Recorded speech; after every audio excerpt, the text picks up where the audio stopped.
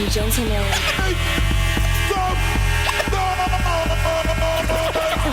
Podcasting since 2005. You were listening to Gamertag Radio with your hosts Godfrey, Pete Rock, Paris, Pasta. Come on.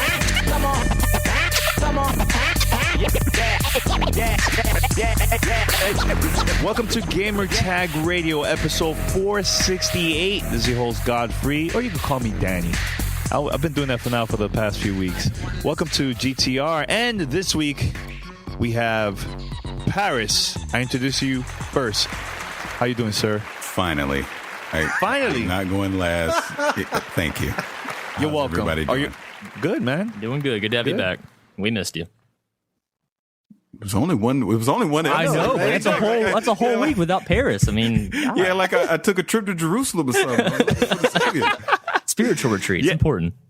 Yes, and we also have Patrick, aka Poston J.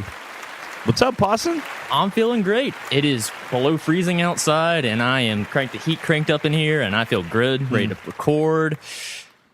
I'm just in a good mood, man. Been playing a lot of good games the last week. Wait, hold on a second. Dying Light, you finished it already? Or no? Actually finally finished it earlier today. Put it off for so long. And actually, on purpose, was the last story mission. I'm like, I know this is the end of the game, but I want to do so much more stuff. But then I was just left with collecting quests. I'm like, I don't want to go pick flowers and mushrooms in the middle of the night. Sorry, Dying Light. I've been skipping That's those so terrible. I'm not doing that. So I finally beat it. So 100%. And the game tells me it took me 45 hours to complete the game. And I'm like, holy crap. Wow. I don't even feel like I'm like even halfway done playing this thing because it's so much fun. And it really does just get better the more you can play. And yeah, I just discovered you can reload the game, you can complete your old quest, or what I'm going to plan to do is you can do New Game Plus, so you can take all the cool stuff and abilities you have and restart the game all over again and probably demolish it. So I look forward to that second fun playthrough. But yeah, I'm still loving the zombies. Nice. And Walking Dead's back too. Yeah. Well, by the way, we also have Pete Rock. We forgot about him, guys. Oh, yeah, that's right. I was like, damn. 4 of us. Paris is gone 1 week. He gets all this love. I'm gone for almost a year. And it's like, whatever. What's up? Paris has always been last. So I'm like, all right, I think it's Pete's turn. It's only because he made a big deal about it 2 weeks ago, and then we made fun of him last week. Yeah, that's true. Paris, you haven't said anything about what Pete had to say about you not being here. GTR. To be honest with you, I actually forgot about that until you just brought it up again. Thanks, Danny. Good job. I'm a little offended, just a little bit, a little disrespected by it, but that's okay. It's all good. You guys wanted to have your little Xbox love-in fest, so you got to have it last week. Now I'm back, and we can go ahead and talk about the video games. You know what? Before I introduce the show, PlayStation 1 for the month of January. There you go, Paris. Paris fainted, guys. He fainted. No. Okay. I know we just started the show. I know we got something to announce here in a second. But since you bring that up, order has been restored. That's all. In this sense, I don't care about what console wins. Yeah, I know. I'll mess with you. Xbox One is basically permanently $349 now. And like we said a few weeks ago, price no longer is a factor. It's all about having the games, about having content. That's what matters now. I think Sony, at least early here in 2015, with The Order about to come out next week and Bloodborne about to come out pretty soon, those are 2 highly anticipated games for PlayStation. So I think here in the next couple months, it's going to win because people are going to be picking up the system to play those games. Now, once we get to spring and we start seeing some more things come out for Xbox One, I mean, that could change. But the great thing is, I keep saying is, we don't have to argue about price anymore. You can talk about 1080p, 60 frames per second, all that nonsense if you want to. But what it really comes down to is just going to be the quality games. And honestly, if you can afford it, get all of them. But if you got to choose, get the one that has the games you want to play. Exactly. That's what I feel. Even my phone agreed because it just said something. What's up? Hey, man, I'm excited for The Order. So I'm man. Definitely going to be playing that. I'm tired of zombies are old fashioned already. I want to shoot werewolves now. The future. The future. I want to shoot left. Speaking of the future, let me introduce the website and everything, and then we're gonna make our huge announcement. But head over to gamertagradio.com, post your comments and feedback, and also listen to our past episodes or give us a call, 786-273-7GTR. That's 786-273-7GTR. Email us, fanmail@gamertagradio.com. I think it's about that time, guys. Been working this now for a while now. And who wants to do the honors? Can I always... Why me? I'm always announcing stuff. I would like someone... You're the official voice. Okay, all right. I would like one of you guys. You want me to do it? Yeah. No, you do it. Do it. Oh my God. All right, guys. Look, it's been a crazy couple weeks now between with the whole GTR thing behind the scenes and everything. And I'm finally going to announce this. And this is the crazy part. This is our 10th anniversary of GTR. We've been working really, really hard throughout the years and everything. And finally, I could say that way to draw it out. We signed a deal with CBS Radio, and we joined their podcast network. It's called Play.It. You can check it out at Play.It. They just launched this a couple weeks ago, I believe early January. CBS announced this during CES at Las Vegas, and Wycliffe was there performing and everything, and it was really cool, a pretty cool event.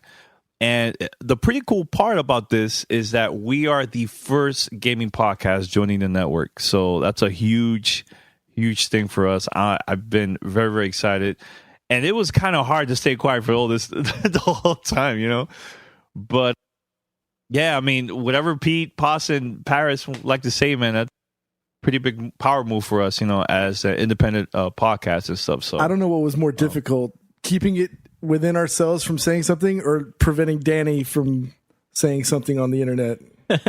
No, I was pretty good. I was really, really good. I was quiet the whole time, teasing at least, but I kept it to himself. Yeah, it's a pretty huge thing for us. I mean, it almost seems as like it was in the stars. I don't want to sound too cliche at this point, but being our 10th anniversary, like literally.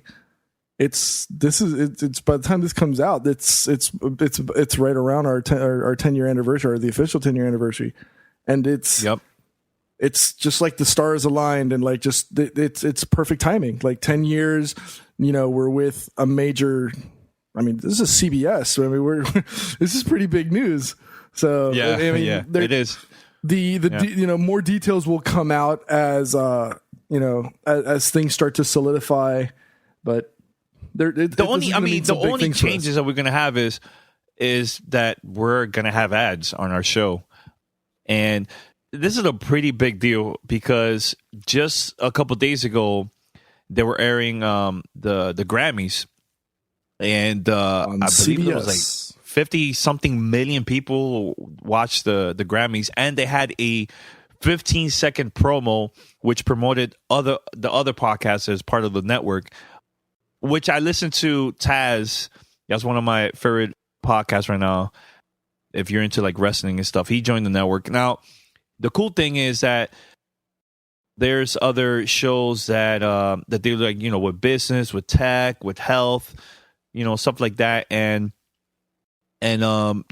check it out whenever you guys get the chance, man. So I mean, look, GTR is still going to be the same with the whole roundtable interviews, all that good stuff. It's going to help us now to get even more content for the podcast. The whole advertisements part is going to help us pay the bills and everything. So, but I'm very, very excited about E3 this year, man. I think it's going to be huge, man. So E3, man, it's going to be magical. Yes. I'm telling you, really is going to be some really cool stuff.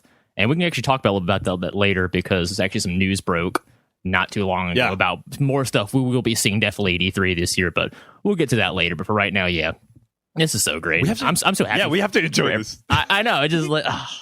It's so good. Yeah. I'm so proud of you, Danny, and Paris, and Pete, and all you guys, and just the hard work you guys have put in to make this happen. And I'm just really excited for the future of GTR, especially this, like, what are your 10th year anniversary? Plus, this could be the next golden age in gaming, next 2007, right around the corner. And, we're primed and ready to cover it the best of our abilities, 100%, 110%. So super exciting. I just can't wait for this year, man. It's already out to a great start. It's just going to get better.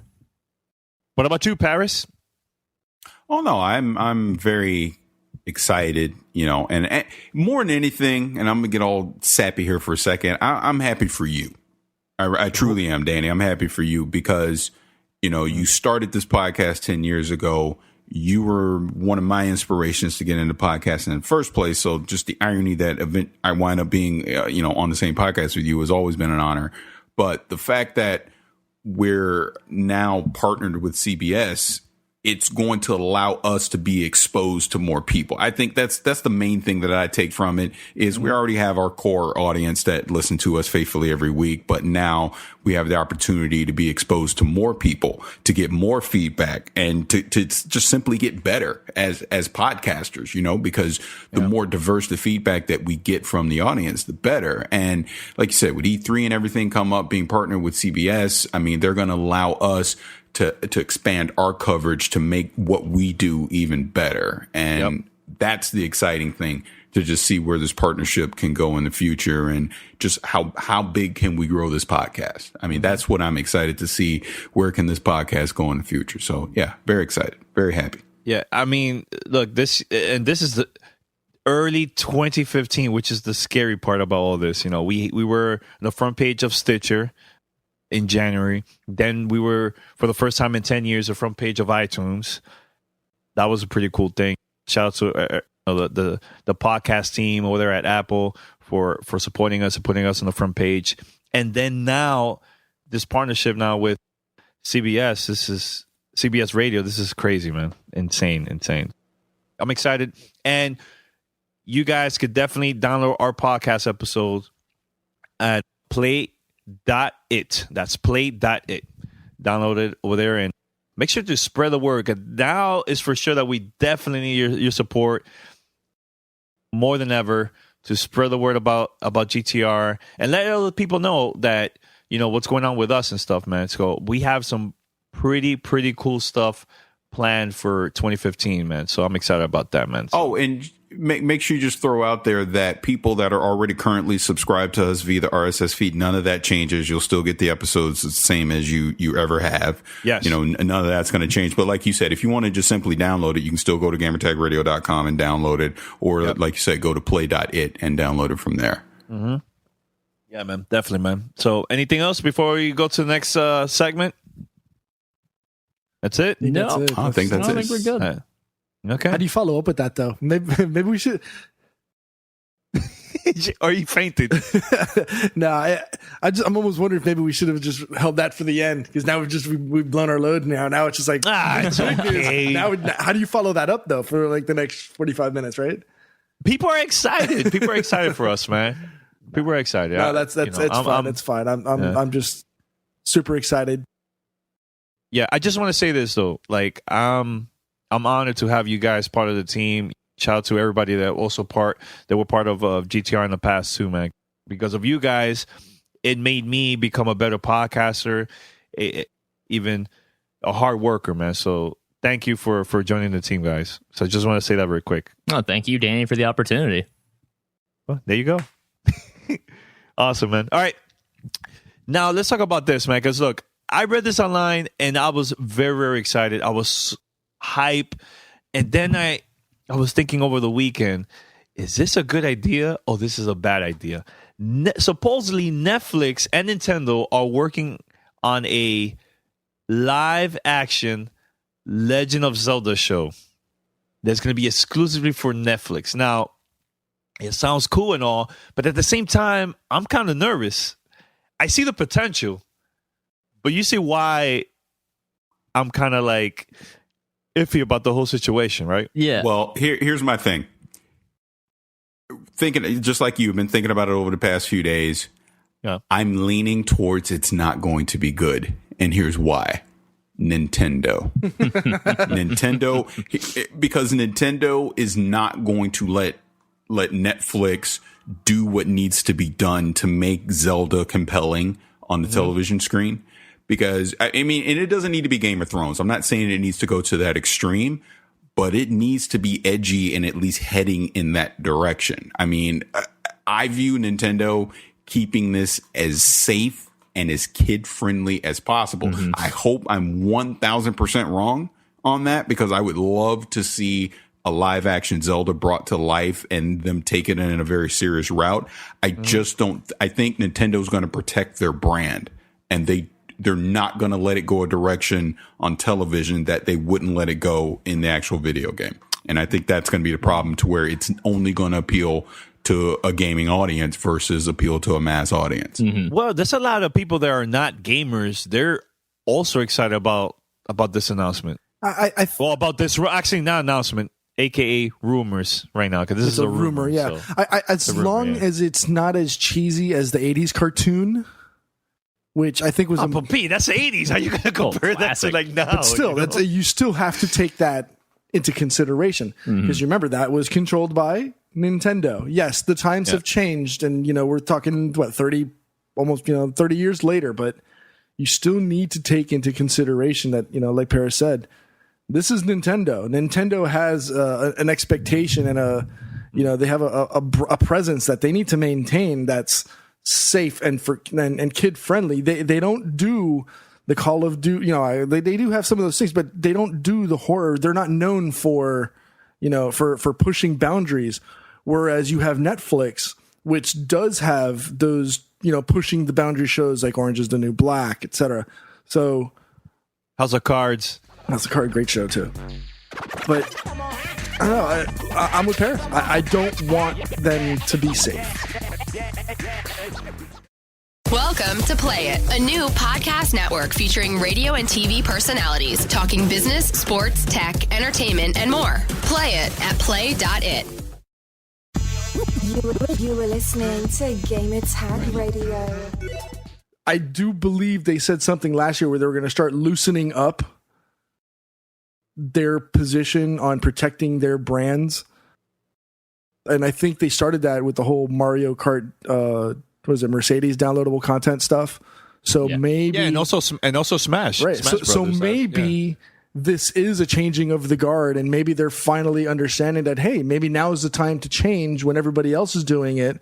Or do they sit back, as is normal with a traditional Japanese held company, where they're really strict with holding on to their ideals and values, where, we're going to stay our rigid, this is what we're going to toe the line. We're not going to change it. We're not going to be, the rock the boat type people. We're just going to do the safe. We're just going to follow the safe route. So it'll be interesting to see what Nintendo does with this. But I'm also wondering, like, the budget, how's that going to be? Because, like you said, Paris, Game of Thrones, that's a very expensive the budget, most expensive show on television. Ever. And they still have to budget themselves at that. Yeah, so that's part of the thing. If it has the budget of Halo Nightfall, then forget it. It's going to be terrible. It's they have to that was pretty bad. Yeah. Oh, it's you know what? Honestly, I've not even watched it since I went to the actual launch event. So I've seen the first 2 episodes, and that was enough for me. But anyways, going back to Zelda. I mean, it is Netflix. Netflix will throw money at this if need be. Obviously, if Netflix is interested enough in this that they want to do it, that's not the worry. My worry is just simply Nintendo putting in parameters to not let this go past anything that we would see in the actual game. But that's my worry. Yeah, I'm with you guys. I'm actually might be more pessimistic than you guys because I'm such a big fan of the series. But because and we're not. No, I'm just saying. I'm not. No, I totally respect you guys as Zelda fans. I'm just saying, like, for me, we are old, Boston. No, I actually remember when it came out back in the 80s. And you could appreciate the gold pass in the right? original. And see, those games, killed me as a kid. They're way too hard. But no, my issue is, when you use a comparison like it's Game of Thrones-esque, well, Game of Thrones' strength is in its writing and its characters and its dialogue. None of that is in Legend of Zelda. Very iconic character designs, but Link doesn't talk. The dialogue that is there is very sparse and in between and kind of just serves to move the plot along. And usually the plot isn't anything award-winning either. It's the gameplay that matters. It's the exploration. It's the beating bosses, going through dungeons, getting items. And I don't know if you can recreate that on film, on television with actors. And, the big concern is, will Link talk? Answer is probably yes. There's no way they're going to make him a mute on a live-action TV series. And, is that just going to turn us off immediately? Will we get used to it? I mean, there's just so many factors and variables that I don't know if any amount of money could make this work, just because the core idea, I don't know what direction they're going to go. Because my mind, when you say Game of Thrones, I'm thinking this is going to be filmed like one of those live action, Nickelodeon shows. Just streamlined child actors, everything makes sense, something dark or confusing, ties up at the end every episode. And that's just like, at that point, why even bother? Because then you really are tarnishing the Zelda name. And yes, we can make fun of the cartoon back in the 80s and this terrible CDI game. The Philips CDI. So bad, but they're laughable bad. But I feel like this won't even be laughable bad. If it's bad, it'll be like, why did they bother at this point? This is time and effort they could have used to take another project and say, hey, maybe this is a better fit for a quote-unquote Game of Thrones for family audience, so we could pull inspiration from then, one of the most acclaimed video game series of all time. I think the success of the Game of Thrones and or Lord of the Rings sagas with the movies and stuff, I think that may lend to Nintendo allowing them to not do that whole closure at the end of every week type scenario where they allow the stories to expand, across multiple episodes. Because that's how you draw in this is a generation now where we want to be led down that path of storytelling. It's been missing for so long, which is why I think a show like Game of Thrones succeeds so well. Especially today in our world of immediacy, where we have to have all of our knowledge and information right here, right now, within a 30-second, 140-character span. That being said, I think this is a great opportunity, if this does come to fruition, for Netflix and Nintendo to really bring something that has the possibility to expand for multiple seasons. I mean, there's so many things that could go right and wrong for this, so it'll be interesting to see what actually happens at the end of the day. And Nintendo's usually tight-lipped, so we'll never know until it's about to go. So yeah. The only thing I can say is don't even try to adapt any of the games. Just make something up, or just write an original story, because you're going to make people mad regardless. So why even bother trying to adapt Link to the Past, Twilight Princess, Ocarina of Time? Just make up a new story, because that's all the Zeldas are. They're just, quote unquote retellings of the same story over and over again based on, where they're told, fan timeline is excluded. But yeah, just go with that angle. Just say this is the Legend of Zelda in this land. So you don't have to make direct comparisons to, the great Zelda game. So that's my only advice to them, at least. All right, but I would like to know what the listeners think about this. Are you guys worried or not? Give us a call, 786-273-7GTR. That's 786-273-7GTR. Or email us, fanmail@gamertagradio.com, and let us know if you guys are worried or not. This is Gamertag Radio. Voicemail 786-2737-GTR. By the way, for those hip-hoppers out there, this past weekend I went to Jay Dilla weekend. It was like 4 days straight in Miami, Florida. Jay Dilla is one of the legendary, sickest producer in hip-hop. Oh, yeah. He passed away years ago, and celebration in Miami, it was cool. And everybody was here, like music artists from old school to new school, and even other hip-hop producers were here too, like Pete Rock, the original Pete Rock, not the one that's here, and Status Selecta, Black Milk, and artists like Campbell, they're very old school, Mobb Deep, Dead Prez, Slum Village, and there was so many people, man. So on what was a Sunday afternoon, there was a hip-hop panel, actually a hip-hop producer panel, and I was there, checking everything out. They were talking about their experience in the industry, and they were giving tips and advice to like upcoming producers to how they could join the industry and promote their music and all that stuff. So they started a Q&A. I had my recorder there, just recording there in the background and stuff, and I asked Static and Black Milk, and I believe P Rock was there too. I don't know if I can't remember exactly if he answered or not, but I know Static, I asked him directly, I'm like, look, I know you worked on the Grand Theft Auto 4 soundtrack with Terminology, Talib, Kweli, and a bunch of other people. So I asked him, how was that experience? And the answer that he gave was pretty good. I want you guys to hear this, and once we come back, I'll talk about it a little bit more. So check it out. This is a Gamertag Radio exclusive. Hey, you want to take a few audience questions? Yeah, sure, we can do that. We have one over here by my man Godfrey. Anybody else, if you want to ask any questions, just come on this way. So, Godfrey, Gamertag Radio. This is for Savage Selector. I know you worked on the Grand Theft Auto soundtrack, right? How was that experience? And also, any of you producers have gotten like any samples from gaming too? Working on video games is great, and it's like a double-edged sword. Because one, you get good money up front, but there's no money in the back end. So that video game goes on to sell, like, the Grand Theft Auto makes billions of dollars, and you don't get none of it on the back end. Goes platinum. But you get more money than you do off rap on the front end, which is amazing. But you also gotta be careful. You can't sample video games unless you clear it. So the best way, like when I did Grand Theft Auto, that was a big challenge for me because I had to make 6 records in a week with no samples. And I'm gonna give you all a little secret. I sampled the shit out of stuff. You know what I did?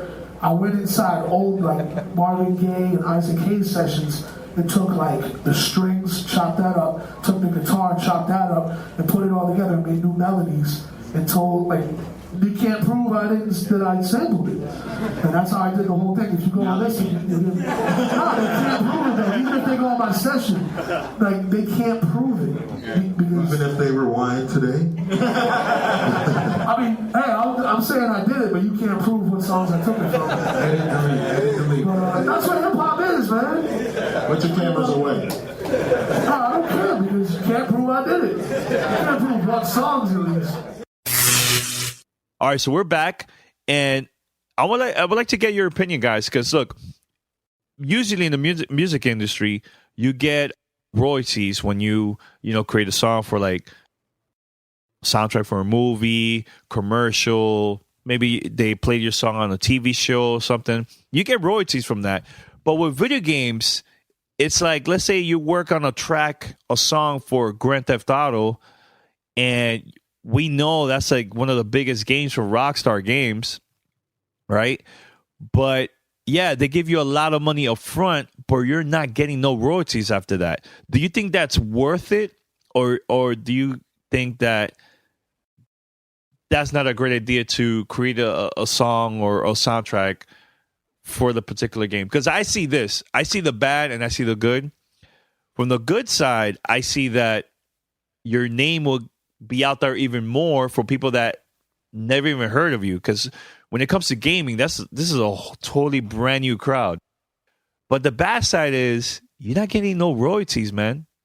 Grand Theft Auto is a pretty big game, or Call of Duty or whatever other game. So what are your thoughts about that? Very quick. I don't know. I'll go first, I guess. Yeah. I don't know. As a video game fan, if I was an artist, I'd be more excited just to get my work out there into a video game than anything. But I guess if you're already established, then I can understand that route that it probably isn't as lucrative to go with video game versus maybe a movie soundtrack or television and commercial stuff like that. Mm-hmm. I don't really see it as a bad deal just because depending on the game, but certainly a Grand Theft Auto experience, those soundtracks are, become legendary in gamers' minds as time moves forward because they remind you of a certain very fun period in your life, and you associate the songs with those memories and how what you were doing at that age. It's really cool stuff.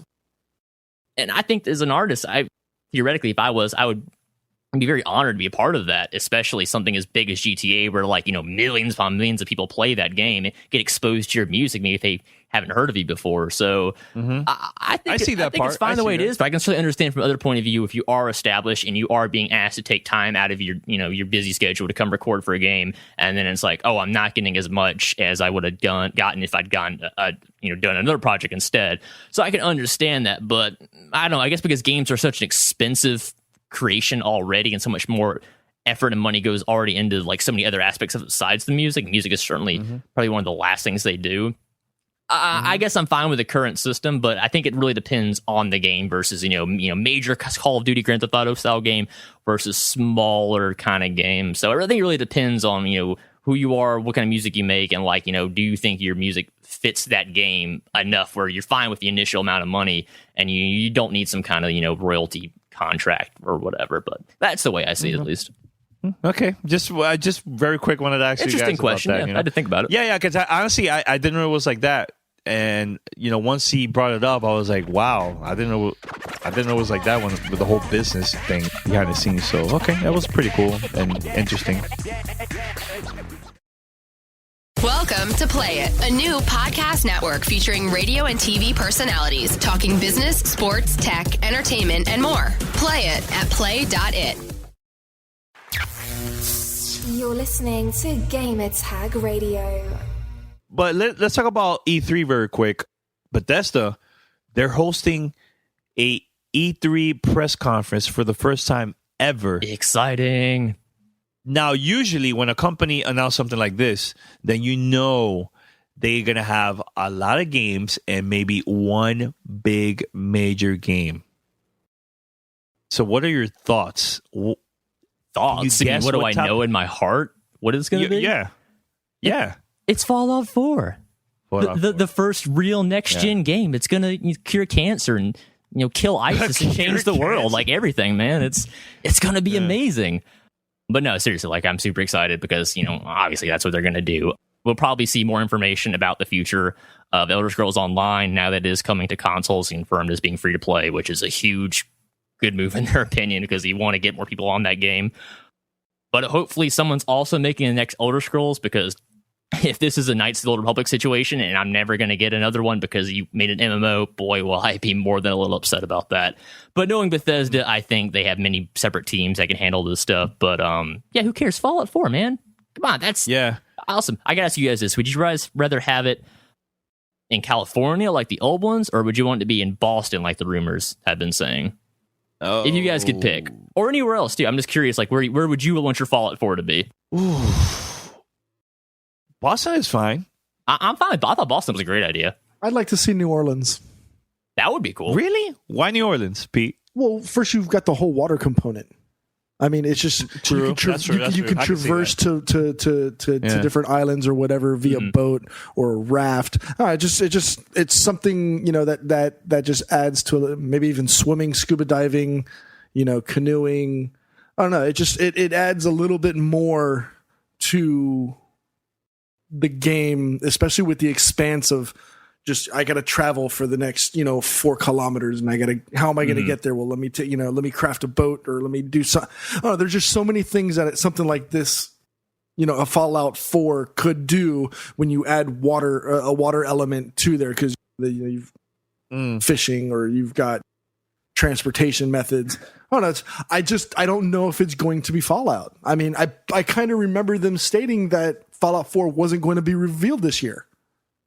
Didn't they say something like that last year? They do that a lot. A lot of companies do that. It could be misinformation. But if that's the case, why not? Because I think they're still working on Doom, or as Patrick mentioned, Elder Scrolls 6 or online, whatever it's going to be. Or maybe they start announcing follow-ups to Wolfenstein, which I think was Paris' game of the year last year, and Dishonored.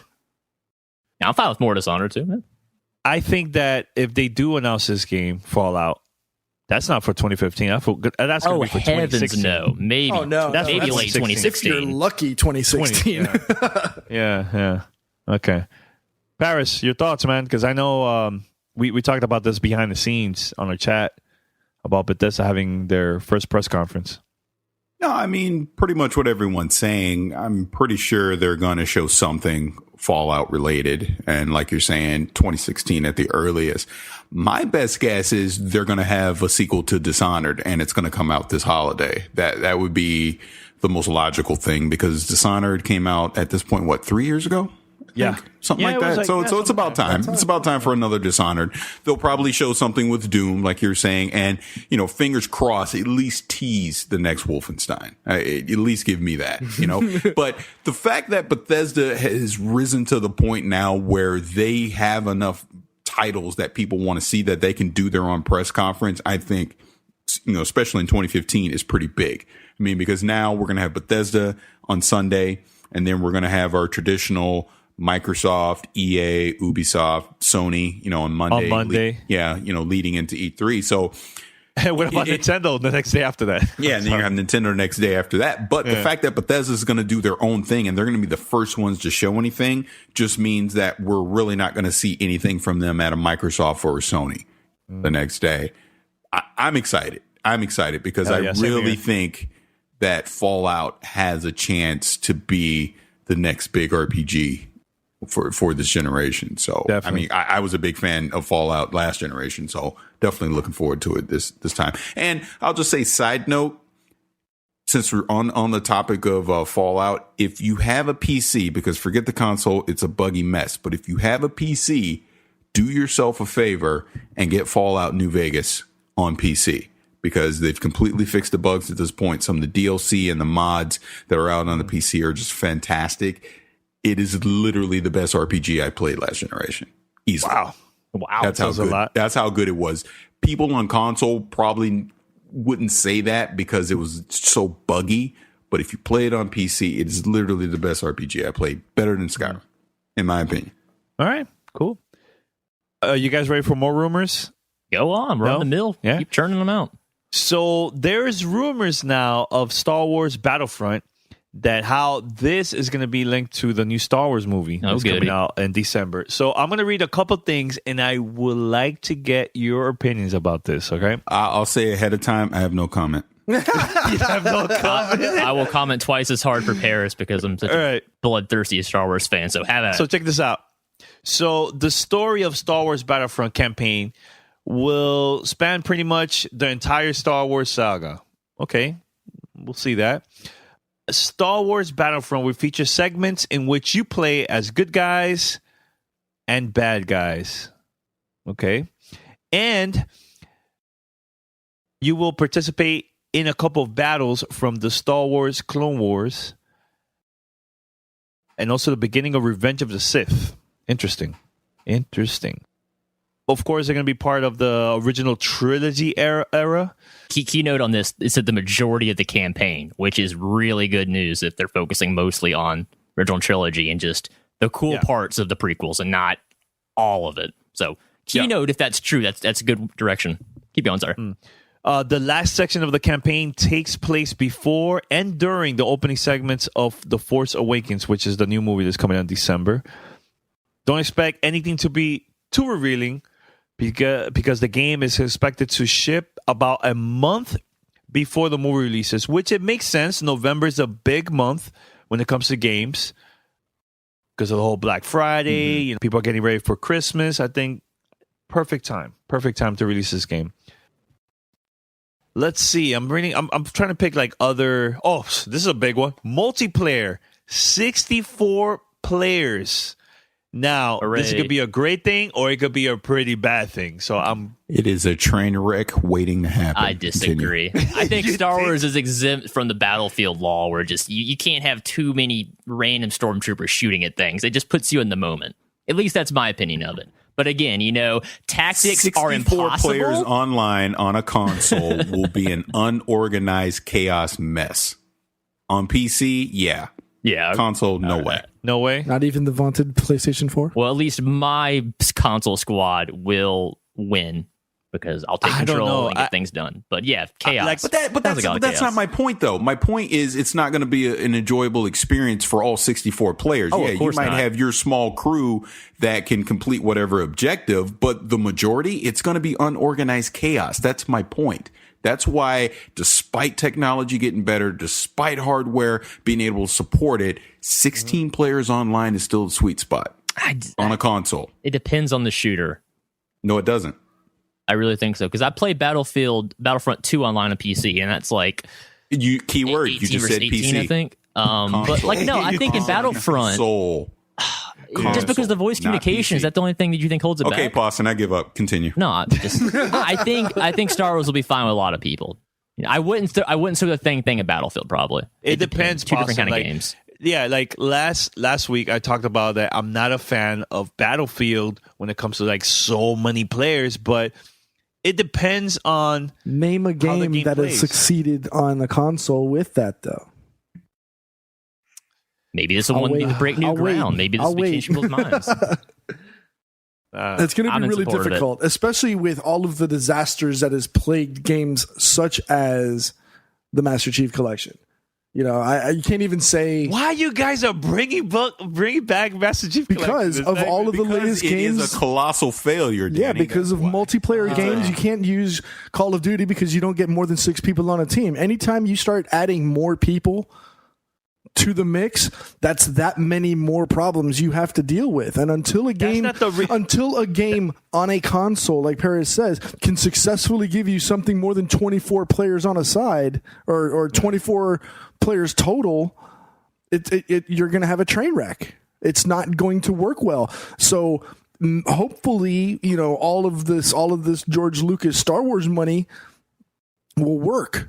You know, maybe they can lead the charge and say, look, this is how it's done, and force console developers and game makers to start reevaluating their game development.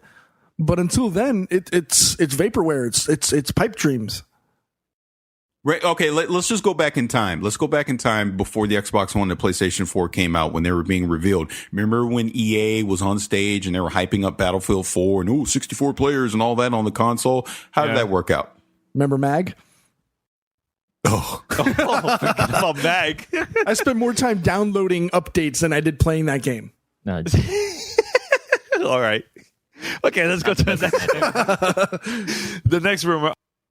Okay, so now they're saying that the DLC plan for this game is going to be really, really big. Expect at least 5 DLC packs for the game. The first one is coming out before the end of 2015. And each pack will be themed, with the first 2 or 3 exclusively based around the content from The Force Awakens. Woo, you can play as the characters from the film. Hooray. Yeah, probably. There's going to be a lot of ships and vehicles.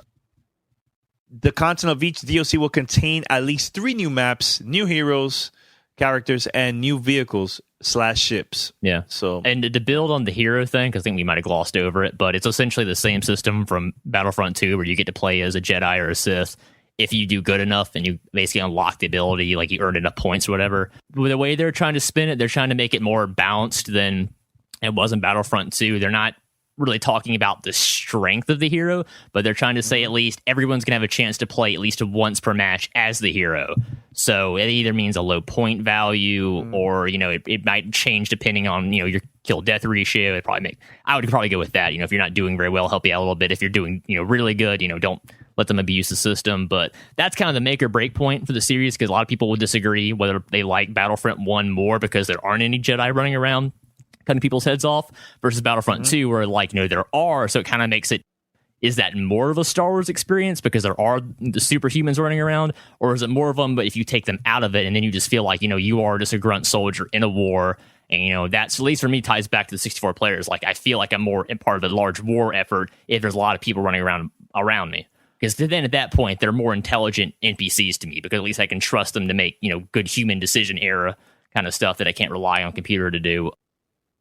But yeah, it just depends. There's so many issues of balance here. They mentioned, you know, if you guys remember the old school, before Free Radical went under, the guys who made the old Battlefront games, they had that demo footage, alpha footage of, you know, the fact that you could take your ship from, you know, launch from a plane and fly out into space, fight in space combat, and come back down. They've said they're going to try to do that with some of the maps, but it doesn't look like it'll be all of the game modes or all of the maps. They might design certain levels like Coruscant or other places like that, where there's like clearly a space to land section and the rest might not be. So again, this, you know, all this is such rumor stuff. It's all up in the air. We'll have to wait till E3 probably to maybe hopefully get our hands on, you know, at least a beta or something. But right now, I'm still interested. Big Star Wars fan. Same here. They said they've done the research. They went to, you know, as they said last year, they went to the places, to, you know, actual movie locations where George Lucas shot the films. Wait, George Lucas? You mean J.J. Abrams? No, I'm talking about the original films. George Lucas shot the original films. Okay. But yes, they also went to the Pinewood Studios with Abrams, and they got to scan in all of the props from Force Awakens. So at least those sections will be the exact same assets and resources they've been using on the film. They've scanned into the game. So That's cool that they're going to that level of detail that you probably wouldn't expect from, a project this large. But clearly there's some hardcore Star Wars fans behind the scenes pushing some change, pushing the good ideas. And I think overall we'll end up with a really fun game. Yeah, I think so too. I don't know. I'm just hype about the campaign. That's all me right there. That'd be fun. Welcome to Play.It, a new podcast network featuring radio and TV personalities talking business, sports, tech, entertainment, and more. Play it at Play.It. You were listening to Gamertag Radio. Pete, talk about Evolve. Wow. Great way to just segue into that. All right. So I'm just going to give a quick initial impression of Evolve. I haven't honestly put enough time into the game to give it a fair enough evaluation, and I'll be doing a full review of it next week.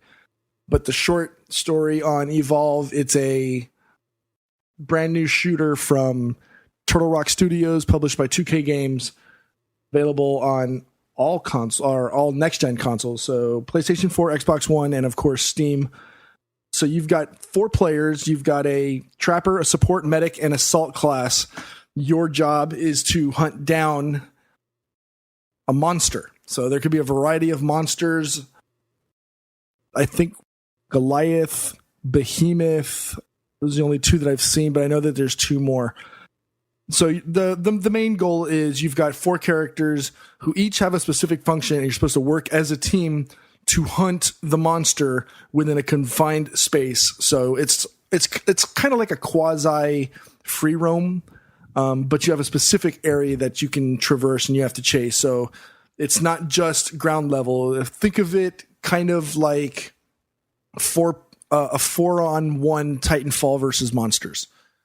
So you're not just confined to just the ground. You've got jetpacks. You can jump up, you can climb up, and you can chase various parts of the map in different levels trying to find the monster. So far, it's a fun game. I've only spent maybe an hour and change on the game, but it does play better than the alphas and the betas that came out prior to launch.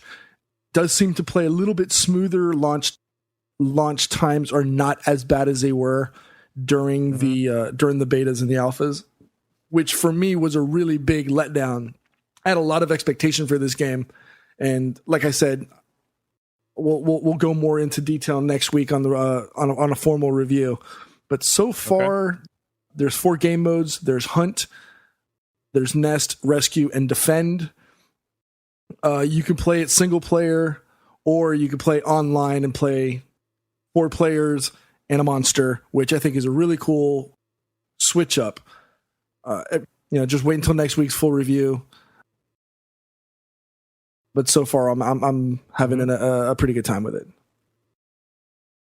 Okay. All right. Well, thanks, Pete. All right. So I think it's time now for fan mail. Fan mail at gamertagradio.com. So the first fan mail is voicemail, and we're going to play now. And a very interesting question about the length of our podcast. So check it out. Hey, what's up, Gamertag Radio? This is Keon calling from Baltimore, Maryland. I just wanted to tell you guys that I've been listening to your show now for, I would say, probably almost 2 years now, and you guys continue to get better and better. I also have to say that since Paris has joined the show, he's definitely brought a new dynamic to the podcast, and I greatly appreciate him. It's always a pleasure to hear him on the show because he will definitely debate his point and get his point across, but I like the way he does it because he has facts to actually back up what he believes in. So I just want to say, Danny, to you, brother, keep doing your thing. The show is awesome. It's one of my favorite podcasts, and I listen to about 7 other video game podcasts. You guys are definitely in the top 3. So it's greatly appreciated. But I do have one question for you. I'm a truck driver, so you guys always keep me awake, keep me very entertained while I'm out here delivering freight. What I wanted to know is why don't you make the show length longer? I know you're very, very strict on the time, and it usually tops out around an hour, 10 minutes. It's very rare you guys do like an hour 17 or hour 20 minutes. But I just wanted to know, why do you keep the show at the length you do? Because it seems like you guys have so much more energy and so much more debate left in you before the show ends. So if you could answer that for me, it'd be greatly appreciated. But just want to say once again, I'm so happy you guys are getting the recognition that you deserve. You guys work very hard, and job well done. Thank you very much, and you guys enjoy your day. Thanks, Danny. All right, so what do you guys think, man? Having the show for an hour. Personally, I feel comfortable having it an hour because usually the average person is driving or taking a train or walking, whatever, is usually 30 minutes. So a lot of people will do this. They will listen to the show for like 30 minutes, and when they drive back home, they listen to the rest. And also, at the same time, I think having it an hour works for us because of the time, and we're very, very busy behind the scenes and stuff, with work and other stuff. So it works out. I know that people love our content and they love our roundtable discussion and debates and all that. But maybe once in a blue, we'll add a couple episodes that might be a little bit longer. But the thing that I hate the most is listening to a podcast that is 3 hours long and just the content is just So I think an hour for me works. You can only cover so much content in an hour. Anything more, if you start covering the same content over a 2-3 hour span, you're just you're repeating and regurgitating data that you've already probably spoke about. I think there's a scientific. I think it's scientifically known that anything more than 30 minutes, and probably more so now in today's society of immediacy, and I want all my stuff now in 15-second or 30-second blips on Vine. After 30 minutes, people start to lose interest. So unless the content is that gripping, good, or that good, and you're stuck, and you had kind of like a serial episode, right? You're kind of stuck. Like you don't. After 30 to 45 minutes, you start to get into that gray area. 45 minutes to an hour, it's like, okay, this has been going on for a while. Anything more than that, I think, unless it's more than just 4 people, and especially with 4 people, and you got 4 differing opinions or four people talking, then it feeds better when you've got a 1 hour podcast. But unless you've got 6-8 people, it's really difficult to merge all of that into a 1 hour scenario. So I know Danny would love to. Danny will talk all day long, but. Oh yeah, but honestly, no. But see, Paris. But there's only so much Xbox you can talk to. There's only so many games. I knew Paris was gonna say something like that. I knew it. Good one. You got me good. That's good. Paris wins the show. But Paris, you listen to a lot of podcasts that it's over an hour, maybe 2 hours or 3. Is it worth it for you personally? Because look, I think there is a lot of podcasters that are very successful and their shows are 3 hours long. So depends on the content. Right? We talk video games. No, 45 minutes to an hour to me is a sweet spot. Something like Joe Rogan, which is probably one of the most popular downloaded podcasts out there. Yeah. Joe goes 3 hours a lot. And exactly because they're just sitting in a studio and they're just basically having a conversation. Yeah. They're just talking. Where it's fine to do something like that, and you can stretch that out over 3 hours, and it's fine. If it's someone that I want to hear, I'll listen to all 3 hours. If it's someone I don't want to hear, I'm in and out, listen to it as I can, kind of thing. But our kind of format, talking video games and all that, or talking technology, things like that, or even if you want to get into movies and comic books, you can't talk that. That's crazy. To me, the 45 minutes to an hour is the sweet spot overall for podcasting, in my opinion. Yeah, same here. Cool. All right, so we're gonna play the next. Oh, sorry, Possum. We're gonna say I'd agree with you guys. I could talk about like one specific game or one anime or one book for over an hour, but if we're doing general topics, like you said, there's 4 people talking. I don't know. we could film a sitcom of us if you guys want to watch that. That could be fun. But other than that, I mean, I like my weekly 1 hour chat room with these guys. But that's why our live shows when we get together at E3 are so fun, because we can go over that time limit. Because, we have better chemistry. Yeah, you just hit it. I was just going to bring that up. I think E3 is the exception to the rule because not only is it us on there, we're recapping what we may have seen that day, but it's usually bringing in other people as well. Yep. So you're hearing different voices as time goes through, and they have a different, perspective on their experience at E3. So I think that, you could go 2 hours, 2.5 hours, and people are going to be fine with it because it's E3 and there's so much content. It's almost impossible to be able to cover it all in 45 minutes to an hour. True. All right. So the next question, this is another voicemail. Pretty cool. Guys, keep up with the voicemails. I love it. This is about Sega. So we're going to play it right now. Hey, what's up, Godfrey and Gamertag crew? This is Lawrence out of North Carolina.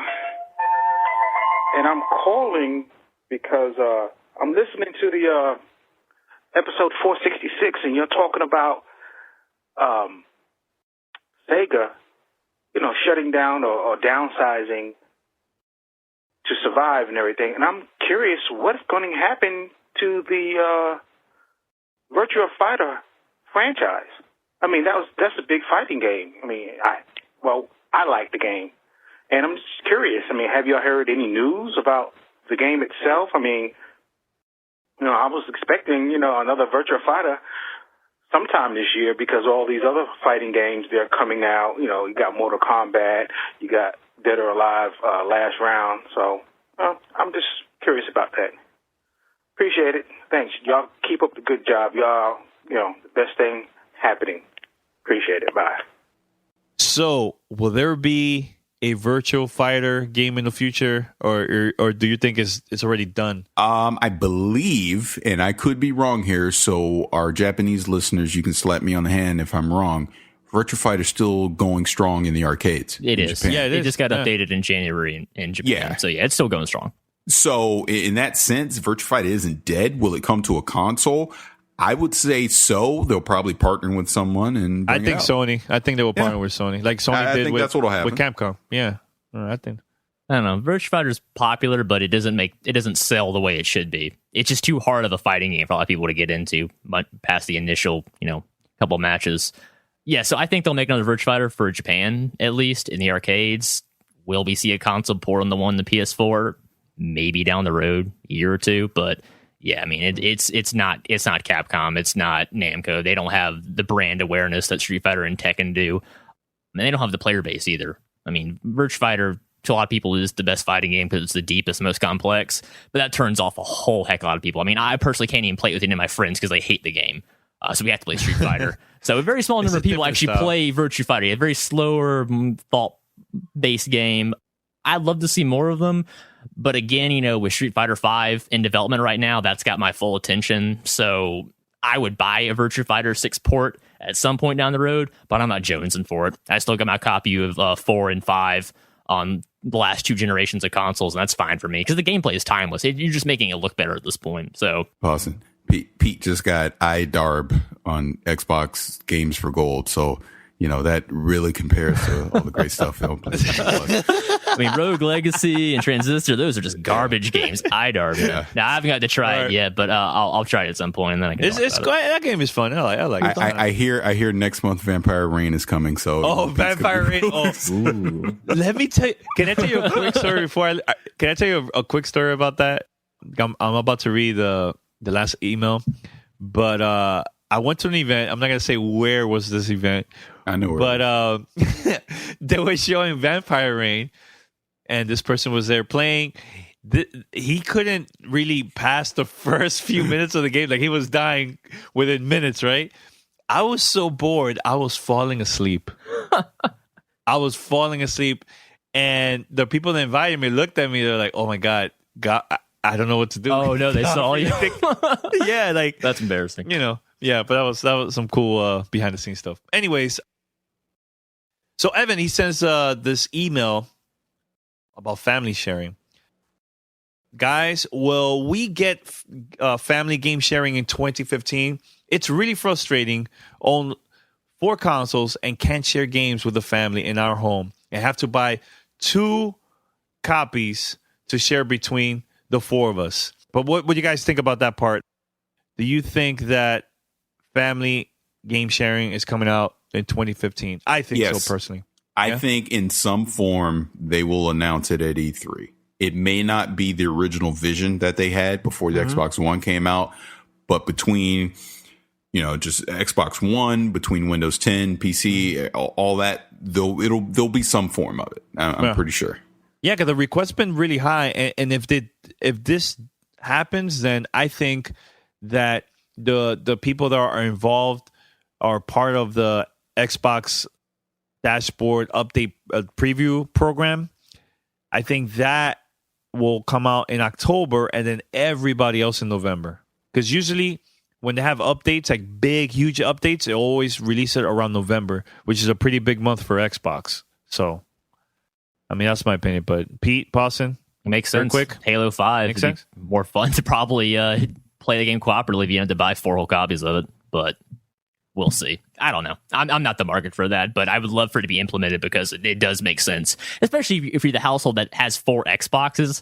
I mean, Microsoft should look at that and be like, that should be, the case study for why we should have this off the ground already. Because if you're that committed to the Microsoft brand, you need programs like that, because that's ridiculous to have to buy 4 kind of games. Well, I know this. I know that once the sharing program comes out, I'm definitely gonna be sharing Sunset Overdrive to Paris. Paris. Literally, as you were about to say it, I go, I bet you he's gonna say Sunset Overdrive, and you did. Oh my god. It's hey, Danny, can we finally just admit something? What? Can we finally admit something? What? Sunset Overdrive was a failure. No, it wasn't. No, I refuse to say that. No way. I don't think so. It was a success. Okay. Here's a better question. Question. What? Will Insomniac make a sequel? Yes. Why? I see that happen. It was a success for a new IP, and it got awards. It got awards. Hey, sales numbers trump awards. What were sales numbers? Come on. Because you see Mirror's Edge was a failure, but to a lot of the hardcore people, it was like a big, huge, different game, and they're bringing it back. Think that there's going to be that same outcry from the community that there was for Mirror's Edge for a sequel? I mean, you can't compare it to Mirror's Edge like that. Now we can. But wait, hold on. But I think that they are going to release a sequel. I think so. It was a fun game. I had a blast playing that game, man. I had a blast, and I downloaded the DLC and I finished it too. So I'm playing it. I like the game. I get the fact that it was an original IP. We need to support our original IP so that they'll continue to make original IPs instead of just doing sequel after sequel. I've said a million times my thoughts on the game, so I won't go over it again. But the sales numbers bear out that it wasn't a popular game. Yes, it won awards, but the mass audience did not go buy this game. Let me ask you this, Paris. Do you think Infamous was a failure? Are we talking a PlayStation 4 version? No, I'm just talking new, IPs, just IPs that came out for this generation. No, it's not. It obviously sold well enough for Sony that they're on their 3rd iteration of it. Okay. Yeah. I'm just wondering, because I feel like you're just attacking Sunset Overdrive because it's just... Well, it's your fault. You dared to bring it up and mention my name in the same sentence. So, of course, I had to retort. Oh, man. This argument will continue behind the scenes, Paris.